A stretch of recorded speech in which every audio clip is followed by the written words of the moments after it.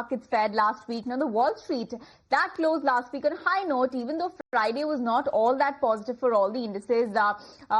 At least two of them ended in the red, but for the week, all three of them ended on a high note, logging their second straight week of gains. The Dow rose about 1.7%, the S&P 500 gained 0.9%, and the Nasdaq, that added 0.8%. Meanwhile, small cap stocks were the standout, surging over 3% as investors priced in the likelihood of rate cuts from the US Fed. Now, this week, all eyes will be on Fed's annual Jackson Hole Symposium, where markets will be looking for signals on the timing and pace of rate cuts going forward in this year. Now, traders are already betting on an 85% chance of a September rate cut as per reports. Now, on the corporate front, earnings season is nearly winding down, but big retailers will take the center stage today with results from Walmart, Target and Home Depot expected later today, and to give a fresh insight into what consumer spending behavior is looking like. So that's how the US market setup is looking like, Ankita. But how are things on the crude front?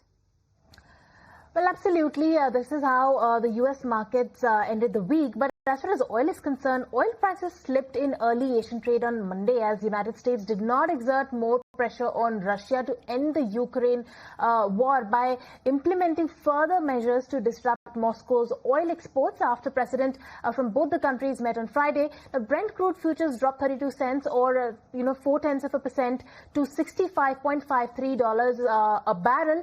That's where Brent crude stands at, and WTI crude was at $62.57 a barrel, down 23 cents. And the US President Donald Trump, remember, met the Russian President Vladimir Putin in Alaska on Friday, and they emerged more aligned with Moscow on seeking a peace deal instead of a ceasefire first. So on the back of that, we did see a bit of a moderation coming in on the crude prices as well. But for now, we're joined by Seth R. Freeman, who's the